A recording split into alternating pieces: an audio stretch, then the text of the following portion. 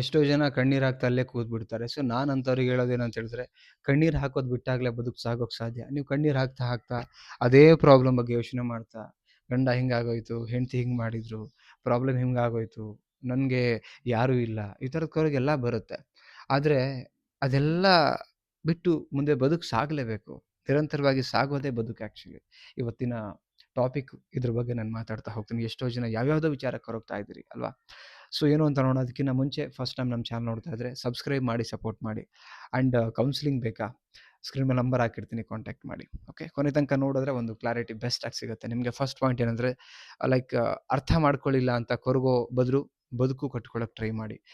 ಯಾವುದೋ ಒಬ್ಬ ವ್ಯಕ್ತಿ ನಮ್ಮನ್ನು ಅರ್ಥ ಮಾಡ್ಕೊಳ್ಳಿಲ್ಲ ಅಂದ್ಕೊಳ್ಳಿ, ಫ್ರೆಂಡ್ಸ್ ಆಗಿರ್ಬೋದು, ಅಕ್ಕ ತಮ್ಮ ಆಗಿರ್ಬೋದು, ಅಣ್ಣ ತಂಗಿ ಇರ್ಬೋದು, ಗಂಡ ಹೆಂಡತಿ ಆಗಿರ್ಬೋದು. ಎಸ್ಪೆಷಲಿ ಗಂಡ ಹೆಂಡತಿಗಳ ಮಧ್ಯೆನೇ ತುಂಬ ಇದೆ ಆ್ಯಕ್ಚುಲಿ ನಡೆಯೋದು. ಅರ್ಥ ಮಾಡ್ಕೊಳ್ತಿಲ್ಲ ನನ್ನ ಗಂಡ, ನನ್ನ ಹೆಂಡತಿ ಅಂತ. ಸೊ ನಾನು ಹೇಳ್ತೀನಿ, ಜೊತೆಗೆ ಮದುವೆ ಆದಮೇಲೆ ಒಂದು ಮಕ್ಕಳು ಈ ಥರದ್ದು ಆದಮೇಲೆ ಅರ್ಥ ಅಂತ ಮಾಡ್ಕೊಳ್ತಿಲ್ಲ ಅಂದಮೇಲೆ ಕೊರಗೋದನ್ನು ಬಿಟ್ಬಿಡಿ. ಎಷ್ಟು ಅಂತ ಅರ್ಥ ಮಾಡಿಸ್ತೀರಿ?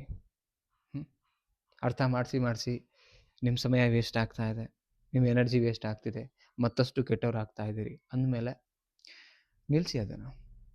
ನೆಕ್ಸ್ಟು ನೀವು ಅಲ್ಲಿ ಬದುಕು ಕಟ್ಕೊಳ್ಳೋದ್ರ ಬಗ್ಗೆ ಯೋಚನೆ ಮಾಡಿ. ಏನು ಮಾಡ್ಬೋದು ನಾನಿಲ್ಲಿ? ಏನು ಕೆಲಸ ಮಾಡ್ಬೋದು? ಎಷ್ಟು ದುಡಿತಾ ಇದ್ದೀನಿ ನಾನು? ಓಕೆ, ಅವರಂತೂ ಅರ್ಥ ಮಾಡ್ಕೊಳ್ತಿಲ್ಲ, ನಾನು ಅರ್ಥ ಮಾಡಿಕೊಂಡು ಸಾಗೋಣ. ಅವ್ರ ಥರ ನಾನು ಆಗೋದು ಬೇಡ. ಇರೋ ಮಕ್ಕಳದು, ಇರೋ ಗಂಡನ ಸಮಸ್ಯೆ ಅಥವಾ ಹೆಂಡತಿ ಸಮಸ್ಯೆ, ಅತ್ತೆ ಮಾವ, ತವರ ಮನೆ, ಇದೆಲ್ಲನೂ ಹ್ಯಾಂಡಲ್ ಮಾಡಿ ನಾನು ಬದುಕೋಣ. ಯಾಕೆ ಅಂತ ಹೇಳಿದ್ರೆ, ಜಸ್ಟ್ ಪ್ರಾಬ್ಲಮ್ ಬಗ್ಗೆ ಫೋಕಸ್ ಮಾಡಿದ್ರೆ ನಿಮ್ಮ ಕಣ್ಣಿಗೆ ಕಾಣೋದೇ ಪ್ರಾಬ್ಲಮ್ಮು, ಇನ್ನೇನು ಕಾಣಲ್ಲ.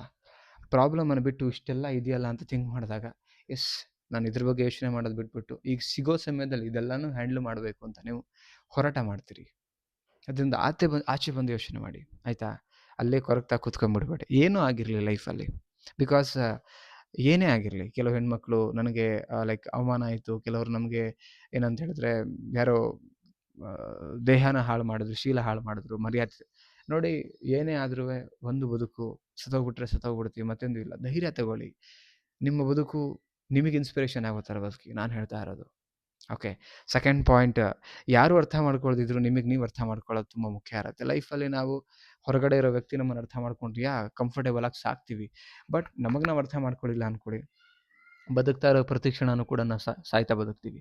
ಫಸ್ಟು ಜಗತ್ತು ಅರ್ಥ ಮಾಡ್ಕೊಳ್ತಾ ಗೊತ್ತಿಲ್ಲ, ಜೊತೆಗಿರೋ ವ್ಯಕ್ತಿ ಅರ್ಥ ಮಾಡ್ಕೊಳ್ತಾರಲ್ಲ ಗೊತ್ತಿಲ್ಲ. ನಮಗೆ ನಾವು ಅರ್ಥ ಮಾಡ್ಕೊಳ್ಳೋದು ತುಂಬ ಮುಖ್ಯ ಇದೆ.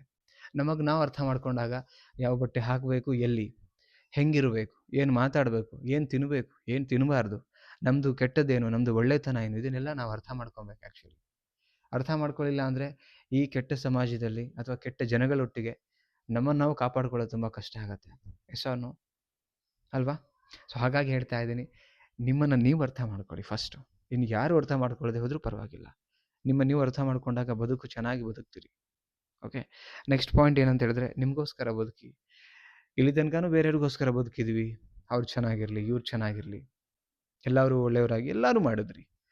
ಬಟ್ ಯಾವಾಗ ಅದಕ್ಕೊಂದು ಸಾರ್ಥಕತೆ ಅಂತ ಸಿಕ್ಕಲಿಲ್ವೋ, ಈಗ ನಮಗೋಸ್ಕರ ಬದುಕೋದನ್ನು ಕಲಿಬೇಕು ನಾವು. ನಮ್ಮ ಖುಷಿ, ನಮ್ಮ ಆರೋಗ್ಯ, ನಮ್ಮ ಜೀವನ, ನಮ್ಮ ದುಡಿಮೆ, ನಮ್ಮ ನೆಮ್ಮದಿಗೋಸ್ಕರ ಇರೋಕ್ಕೆ ಪ್ರಯತ್ನ ಮಾಡಬೇಕು. ಯಾವಾಗ ನಾವು ನೆಮ್ಮದಿಗೋಸ್ಕರ, ಅವ್ರ ನೆಮ್ಮದಿಗೋಸ್ಕರ ನಾವು ಪ್ರಯತ್ನ ಪಟ್ಟು ಅವ್ರಿಗೂ ಹೇಳಿ, ಅರ್ಥ ಇರೋದನ್ನು ಅರ್ಥ ಮಾಡಿಸಿ, ಹಿಂಗಿರಬೇಕು ಅಂತ ಹೇಳಿ ಎಲ್ಲನೂ ಮಾಡಿದ ಮೇಲೂ ನಮಗೆ ಅಲ್ಲಿ ಸಾರ್ಥಕತೆ ಇಲ್ಲ ಅಂದರೆ ನಮಗೋಸ್ಕರ ಬದುಕಬೇಕು, ನಾನು ಹೇಳ್ತಾ ಇರೋದು. ನೆಕ್ಸ್ಟ್ ಪಾಯಿಂಟ್ ಏನಂತ ಹೇಳಿದ್ರೆ, ಸಿಕ್ಕಿದ್ರಲ್ಲಿ ತೃಪ್ತಿ ಪಡಿ. ಯಾವುದು ಸಿಕ್ಕಿರತ್ತೆ ಅಷ್ಟಕ್ಕೆ ತೃಪ್ತಿ ಪಡಿ. ಸಿಗದೇ ಇರೋದ್ರ ಬಗ್ಗೆ ನಾನು ಹೇಳ್ತೀನಿಲ್ಲ, ಕೊರಗ್ತಾ ಕೂತ್ಕೊಳ್ಬೇಡಿ. ಸಿಗಲಿ ಅಂತ ಕೆಲಸ ಮಾಡಿ. ಓಕೆ, ಪಾಸಿಟಿವ್ ಅಫರ್ಮೇಷನ್ ಬೆಳೆಸ್ಕೊಳ್ಳಿ. ಆದರೆ ಸಿಕ್ಕಿಲ್ವಲ್ಲ ಅಂತ ದಿನ ಇರೋದನ್ನು ಬಿಟ್ಟು ಕೊರಗ್ತಾ ಕೂತ್ಕೊಂಡ್ರೆ ಇರೋ ಸಮಯ ವೇಸ್ಟು, ಯೌವನ ವೇಸ್ಟು, ವಯಸ್ಸು ವೇಸ್ಟ್ ಆಗ್ತಾ ಹೋಗುತ್ತೆ. ಸೊ ನಾನು ಹೇಳೋದು, ಏನು ಸಿಗತ್ತೆ, ಒಬ್ಬಂಟಿ ಇದೀವ ಅದನ್ನು ಫೀಲ್ ಮಾಡಿ. ಅಟ್ಲೀಸ್ಟ್ ಒಬ್ಬಂಟಿ ಆಗಿಬಿಟ್ಟು ಒಂದು ಹೊತ್ತು ಊಟ, ಮಲ್ಕೊಳ್ಳೋಕೆ ಒಂದು ಮನೆ, ಇರೋಕೊಂದು ಆಸರೆ, ಇದೆಲ್ಲ ಇದೆ ಅಂದಮೇಲೆ ಪಾಪ ಕೆಲವ್ರಿಗೆ ಅದೂ ಇಲ್ಲ.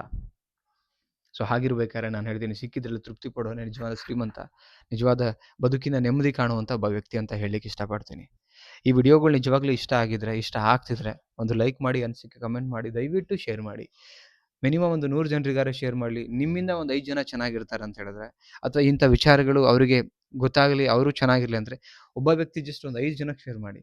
ನಾನು ಹೇಳ್ತಾ ಇರೋದು, ಒಂದು 10 ಜನ ಸೇರಿದ್ರೆ, ಒಬ್ಬ ವ್ಯಕ್ತಿ 5 ಜನಕ್ಕೆ ಅಂದರೆ 10 ಜನ ಶೇರ್ ಮಾಡಿದ್ರೆ 50 ಜನಕ್ಕೆ ಆಯ್ತು. ಅಲ್ವಾ? ಎಲ್ಲರೂ ಚೆನ್ನಾಗಿರ್ತೀವಿ. ಒಳ್ಳೇದು ಕಂಡಾಗ ನನ್ನ ವಿಡಿಯೋ ಅಂತಲ್ಲ, ಒಳ್ಳೇದು ಕಂಡಾಗ ಎಲ್ಲಾನು ಶೇರ್ ಮಾಡಿ. ನಿಮಗೆ ಅದ್ರ ಪುಣ್ಯ ನಿಮಗೆ ರಿಟರ್ನ್ಸ್ ಬರುತ್ತೆ, ಬಂದೇ ಬರುತ್ತೆ. ಓಕೆ. ಆ್ಯಂಡ್ ಆದಷ್ಟು ಬೇಗ 50K ಆಗಲಿ, ಇದೇ ಥರದ ಒಳ್ಳೊಳ್ಳೆ ವಿಡಿಯೋಗಳು ನಿಮಗೆ ಸಿಗುತ್ತೆ. ಆ್ಯಂಡ್ ಕೌನ್ಸಿಲಿಂಗ್ ಬೇಕಾ ಕಾಂಟ್ಯಾಕ್ಟ್ ಮಾಡಿ. ಆ್ಯಂಡ್ PDF ಬೇಕಾ, ಬ್ರೇಕಪ್ ಡಿಪ್ರೆಷನ್ ಆಗಿದ್ದರೆ PDF ಇದೆ. ಸೊ ಕಾಂಟ್ಯಾಕ್ಟ್ ಮಾಡಿ. ಮತ್ತೊಂದು ಟಾಪಿಕಲ್ಲಿ ಸಿಗೋಣ. Thank you so much. Bye.